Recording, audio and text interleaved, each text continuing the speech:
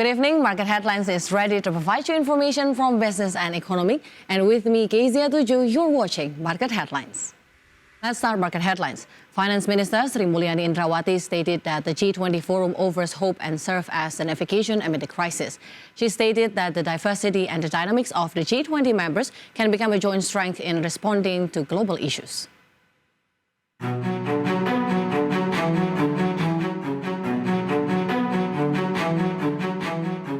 Finance Minister Sri Mulyani Indrawati stated that the G20 forum offers hope and serves as a navigation amid the crisis, such as the current uncertain global situation.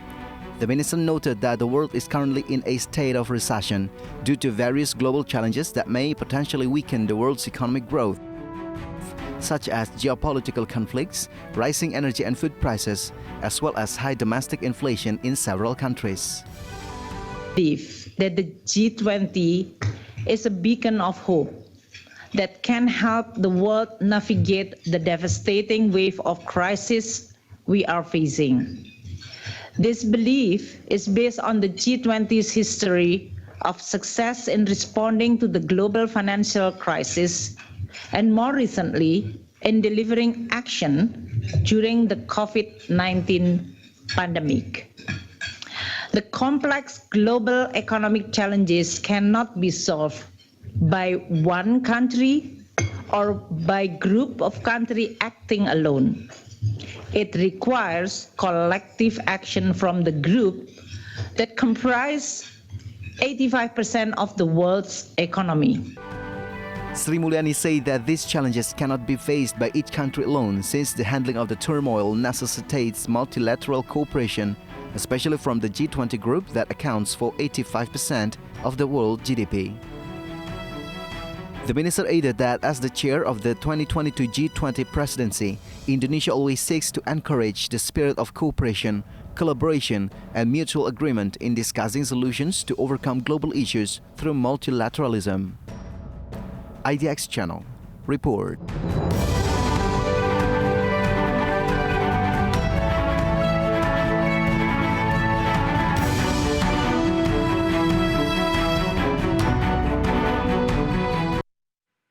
Well, now to get a deeper view about this year's G20 summit, now we have Budina Prapto Raharjo as the founder of the Synergy Policies. Hello, Ibu Dina. Thanks for joining us. How are you?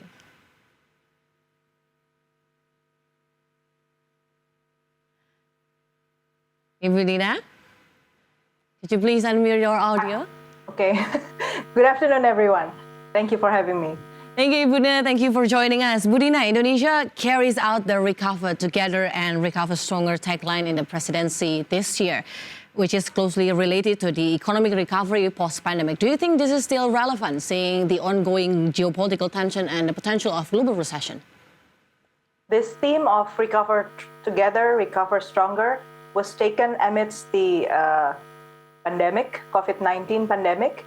And the idea of this theme is to make sure that the economic crisis is not going to happen following the health crisis. At least the world can together find solution to prevent the worst out of the health crisis. And you know, any health crisis can grow even worse if there's no collective actions to make sure that the pandemic handling is fast enough and together enough across the world. Yeah, okay. So under that circumstance, something else happened back in 2021. So under the situation, we know there's this conflict between Russia and Ukraine, and which is not solely about these two countries, it's also about the United States, the NATO expansion, thus NATO members are also involved. And these become another issue that sort of adds into the complexity of going into recovery from the COVID-19 pandemic. So I think very much so this topic remains relevant up to this day. All right. How about the three priority sectors, namely the strengthening of global health architecture, digital transformation, also the energy transition? Which one do you think is the most important, or is there any priority sector that is more urgent to be addressed in the summit? The summit is a very good opportunity for all heads of governments to sit down together and figure out some of the unfinished issues that cannot be quite decided at the working groups level, at the Sherpa levels. So, before this summit happened, basically there are groups of ministers along with civil society groups, business groups. They sit together, try to formulate ideas based on these three priorities that you just mentioned: global health architecture, digital transformation, and energy transition. This was the agenda that Indonesia foresee as important, again, based on the issue of COVID-19 recovery. But along the way, there are other issues emerging. So some of this issue become even more urgent to discuss, namely the energy transition, and I would say also energy crisis and food crisis across the globe, especially in developing countries. But interestingly enough, it also happens in developed countries. These two issues, energy crisis and food crisis, is become ever more pressing. So these two, notably, were not discussed at the working groups level. So going into the next period of G20, 2023, which will be under the presidency of India, something needs to tie in all these things that is discussed in Indonesia throughout the 2022 and the remaining issues that are not yet decided, that has not yet been agreed upon, and this includes energy crisis and food crisis. Okay. How about the tendency? We have known that there are 17 countries confirmed their attendance to the G20 summit. Does it really show the enthusiasm of the G20 members to participate in the summit? G20 is a multilateral forum, basically a forum that was made or established to make sure that no economic crisis at the national level would create a bigger global problems. And fiscal and monetary policies are two policies that are core to the idea of preventing destabilization of economy across the world. So when all these 20-something countries were selected to become members of G20, the idea was to make sure that they all sit together, aware that whatever they do at the national level would make an impact at the international level. Now, so the idea is not just to name how many countries actually attend, but to see that every single country matters as a member of G20 in the overall achievement of the G20 agenda. So when we only have 17 countries and not all countries attending, of course there's a serious concern as well that the remaining countries who could not make it to the event for whatever reason will not get any fuller perspective of what everybody else is thinking and agreed upon during the meeting. And given that G20 format is a forum, that means some of the agendas that are critical to the world will need to be postponed until the next meeting. So I would say it's more than just enthusiasm. Yeah, this is a sign that the world is undergoing a serious phase where multilateralism really needs to be strengthened, so that everybody else agree that at least they should make the time to sit down together out of whatever it is that they are busy with. Okay, interestingly. So there's not just about the number, but there's beyond with it. Okay, we still have a lot of questions coming up, but stay with us. Market Headlines will be right back. Welcome back to Market Headlines. We have been talking about the G20 summit. So previously we have talked about the attendance of the countries in the G20 summit, which is 17 countries. But actually, G20 members itself is actually covers for 90 countries and one region, which covers 80% of the world's GDP, also the 60% of the global population and 75% of global exports. Meanwhile, the ongoing global challenges await for the concrete action from the G20 is actually the high inflation, slowing economic growth, which is now happens in a lot of countries, geopolitical conflicts, which have been mentioned that have been created by the Russia and the Ukraine war, also the climate change. This is also have been discussed in the previous G20 in 2021, and also the insecurity of the energy and food sectors, the food crisis and energy crisis that have been mentioned by Ibu Dina. And the strategic benefits of the G20 presidency for Indonesia by sourcing from the MOVA Indonesia, there will be three aspects, which the first one is the economic aspect, which each G20 summit is estimated to generate more than $100 billion in revenue, direct or indirect to the host country. Also the political aspect, which is as the chair of the G20, Indonesia can encourage cooperation and initiate concrete results in priority sectors. And also the third aspect that brings strategic benefits of the G20 presidency for Indonesia is the socio-economic aspect, which the G20 presidency is a momentum to show that Indonesia is open for business. Now we're back to Ibu Dina. Ibu Dina. Yes. All right. Ibu Dina, we've been discussing about the members, the countries, the attendance. As we know that President Joko Widodo has invited Putin and Zelensky to attend the summit. But actually, what is the urgency of inviting these two leaders? So the idea of inviting Zelensky, the president of Ukraine, came first from the United States. If you recall that moment when the United States continued to press Indonesia to isolate Russia and possibly get Russia out of the G20 for the action of invading Ukraine. If we recall the moment that pressure was made, the government of Indonesia stated very clearly that it is not in the interest of Indonesia to get anybody out of the G20. This is exactly the moment where G20 will play its role to make sure that every country that matters to the global economy will continue to be part of the diplomatic mission, diplomatic forum, such as G20. So the compromise at that time was to include Zelensky as the non-member of G20 to attend as the observer.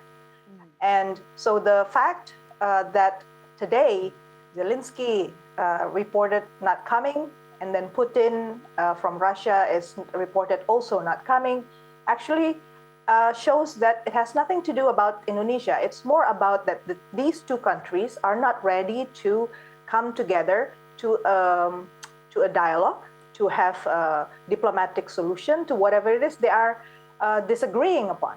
They still interested more in solving the problems through military actions. And again, if you recall what I mentioned earlier in this segment, I was saying that this conflict between Ukraine and Russia is not about these two countries only. It also about the US and its allies, such as the United Kingdom and Australia, and members of NATO, who are namely members of the European Union. So solution for this issue will not come solely from Zelensky or Putin. So the fact that they're not coming cannot be suggested that it's a failure on the part of G20 to bring peace to this issue. It clearly not the time yet, and something needs to be done more for them to sit down together and consider diplomatic solution rather than military solution. But Bu Dina, those two actors is actually the main actors that have causes the war and also affected the food crisis, energy crisis, which already be the priority issues in G20 as we mentioned. But do you think with the absence of the two countries, it will be effective on tackling the current global food crisis? This is a very good question. I think you're right. The issue of energy crisis and food crisis would likely therefore linger at least until the next issue can be tackled effectively by India as the next president of the G20. But looking at achievements of G20 2022 under Indonesia, at least given all the difficulties of the situation, we now have the pandemic fund. The pandemic fund is showing a success of getting commitments from 20 donors and 3 philanthropists to make sure that all countries can use this fund to accelerate the end of COVID-19 pandemic. And the mechanism to have this fund used also has been agreed. So altogether, that means this pandemic fund is very practical solution to some of the countries needing immediate help. So this is like a bridge for some of the issues affecting energy or food in the next few quarters, I would say. In addition to that, for issues affected by the health crisis, such as vaccine, medicine, diagnostic equipments, there's also already an agreement made during this G20 2022 presidency of Indonesia. So this is also another, at least bridging, I would say, very, very strategic and yet also tactically needed at this moment, given that the bigger, more strategic issue of war is still undergoing further negotiation. Okay, so actually without, their absence, actually there's still strategic action, or can we say about short-term solution coming from the G20? This is a strategic and short-term solution. At least some of these countries are not going to have to undergo this crisis alone. But of course, I still have concerns as well, because one of the reasons why G20 was established in the first place was the likelihood that financing for global economies can suddenly be drained out if there are conflicts that they are not solved, or in some other aspects also recessions and deep inflations in affecting many countries. This can also affect how the economy is running throughout the world, and we see signs of this not getting any better in the developed countries, namely in Europe, and also the United States is also struggling really hard to overcome this. So to be honest, for me, I think the issue is still much bigger than what Indonesia has achieved at this point as a bridge. This is a good start, but yet we don't know what's going to happen heading into 2023. Okay, the discussion is more getting interesting, so viewers, stay with us because Market Headlines will be right back. Welcome back to Market Headlines. Previously, in the previous segment, we have talked with Ibu Dina about the effectiveness of the G20 this year. Now, Bu Dina, seeing or mirroring from the G20 summit in the previous year, what kind of agreement or outcome has been achieved from? Was the agreement really implemented by all the G20 members? Well, it's rather obsolete, I would say, to discuss what has been achieved in the Italian summit headed by, where Italy was the president to the G20. Time has gone so fast, and the situation globally has been so dynamic that the agreements then was not quite relevant today. This really shows, if the global context change, then we all have to be agile as well to make sure that everything that's discussed among important countries will continue to be relevant. The things that are not quite relevant yet is about climate change, also about migration under G20, also about digital technology. All of that becomes second-tier issue today, and I would say next year as well. the issue that will be hard pressing, needs to be immediately resolved, will be food crisis, energy crisis, and clearly also the standing of countries in terms of foreign relations. We are heading into the world that's not going to be fully dictated, if you can say, by the United States anymore. There will be more players coming into the global politics as well as global markets, which means that agreements made in G20 may not be the only global agreement that needs to be observed by countries of the world. Oh, okay. Budina, we've mentioned about food crisis that happen around the world, which is the urgency of the G20 summit to be discussed. But speaking of representation, can the G20 summit represent non-member countries with different conditions, such as the third world countries? Well, the third world countries served in the G20 as important market.